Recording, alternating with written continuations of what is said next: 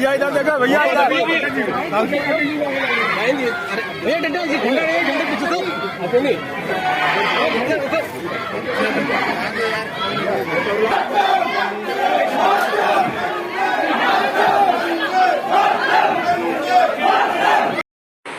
जी हाँ मित्रों, आज है 17 मई और अभी कुछ देर पहले समापन हुआ है तिरंगा शौर्य यात्रा का कस्बा अकबरपुर में। और इस शौर्य यात्रा में कैबिनेट मंत्री, राज्य मंत्री और तमाम माननीय लोग भी शामिल रहे। हमारे साथ मौजूद हैं वरिष्ठ और युवा समाज सेवी अंजनी पांडे जी। इन्होंने शौर्य यात्रा में चल रहे सैकड़ों लोगों का बड़ा ही भव्य स्वागत किया। तो आइए जानते हैं आज का कैसा रहा कार्यक्रम और क्या क्या इन्होंने किया। जी पांडे जी, स्वागत है कनपुरिया खबर में। धन्यवाद तिवारी जी। एक्चुअली में ये कार्यक्रम किसी राजनीतिक दल का नहीं माना जा सकता है। That's different matter. बीजेपी ने इसकी अगुवाई की और चूँकि मैं इस कार्यक्रम को पूरी तरीके से भारतीय सेना के शौर्य और पराक्रम का विषय मानकर चलता हूँ और एक सच्चा भारतीय होने के नाते मेरा ये नैतिक दायित्व बनता था कि जो भारतीय सेना के सम्मान में अगर कोई कार्यक्रम हो रहा है तो उसमें मैं बढ़ चढ़कर अपना हिस्सा लूँ।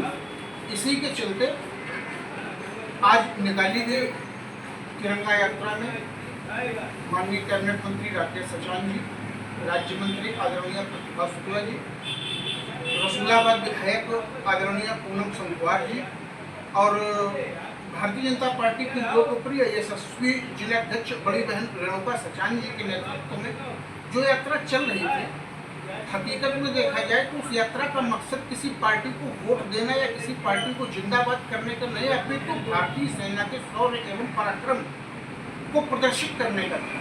सच्चे हिंदुस्तानी होने के चलते और अपनी सेना के साथ समर्पण भाव से तन मन धन से खड़े होने के चलते मेरा ये नैतिक दायित्व बनता था कि मैं यात्रा में साथ चल रहे लोगों को प्रचंड गर्मी और लू से बचाने के उद्देश्य से उनका स्वागत करता, उनका सम्मान करता।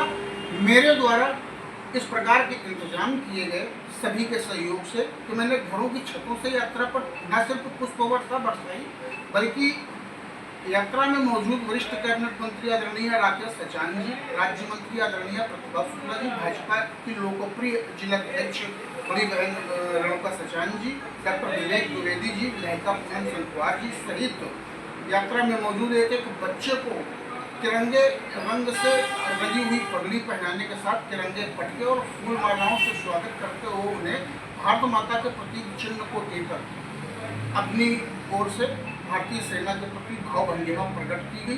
पांडे जी, बहुत अच्छी हौसला अफजाई आपने की। देश दुनिया के लोग आपको देख रहे हैं। दो शब्द उन लोगों के लिए जो भारतीय सेना या भारतीय सेना की कार्रवाई पर उंगली उठाते हैं। जी, ऐसे लोगों का ना तो जमीन से कोई वास्ता है ना आसमान से किसी प्रकार की कोई रिश्तेदारी। आज संकट हमारे ऊपर नहीं है, किसी जाति के ऊपर नहीं, किसी धर्म और मजहब के ऊपर नहीं है। आज संकट संपूर्ण राष्ट्र पर है।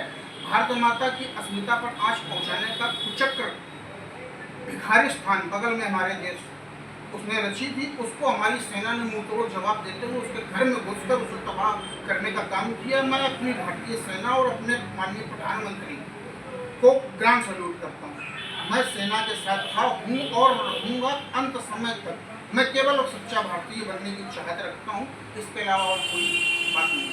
एक संदेश पाकिस्तानी उन कायरों के लिए जो वहाँ बैठे देख रहे होंगे इस चैनल पर कि अभी भी सुधर जाओ, मौका है, क्या कहना चाहेंगे?